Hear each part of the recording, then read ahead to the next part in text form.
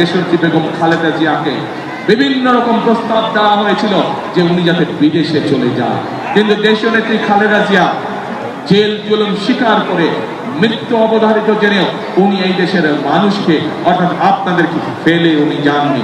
জীবনের শেষ দিন পর্যন্ত উনি আপনাদের সাথে ছিলেন। প্রিয় ভাই বোনেরা, সেই জন্যই এই দেশকে আমাদের গঠন করতে হবে যাতে এই দেশের সন্তানরা সুশিক্ষা পায়।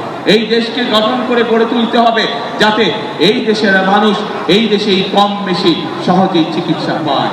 এই দেশকে আমাদের গড়ে তুলতে হবে, পুনর্গঠন করতে হবে যাতে এই দেশের সন্তানেরা লেখাপড়া শেষ করার পরে এই দেশেই তাদের ব্যবসা বাণিজ্য কর্মসংস্থানের ব্যবস্থা করতে পারে।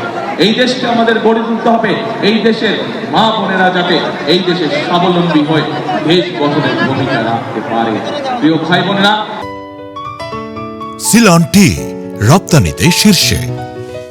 আজ একটি রাজনৈতিক দল হিসেবে, রাজনৈতিক দলের কর্মী হিসেবে আমি আপনাদের সামনে উপস্থিত হয়েছি আমার দলের পক্ষে ভোট চাওয়ার জন্য, এবং সেই ভোট শুধু ভোট চাওয়ার জন্য চাইছি না। আমি আজ আপনাদের সামনে আমি পরিকল্পনা উপস্থাপন করেছি আমরা দেশ এবং দেশের মানুষের জন্য কি করতে চাই। এতক্ষণ আমার বক্তব্যে আমি সেই কথাগুলো আপনাদের সামনে তুলে ধরেছি। প্রিয় ভাই বোনেরা, উপস্থিত মুরব্বীবর্গ, উপস্থিত মা বোনেরা, এখন আমি আপনাদের কাছে জানতে চাই, আমার পরিকল্পনা তো আমি আপনাদের সামনে বলেছি, কিন্তু ভাই বোনেরা, ঢাকা 16 আসনের মানুষের পরিকল্পনাটা কে? আপনাদের পরিকল্পনা কে? ধানের শেষ। কে? ধানের শেষ।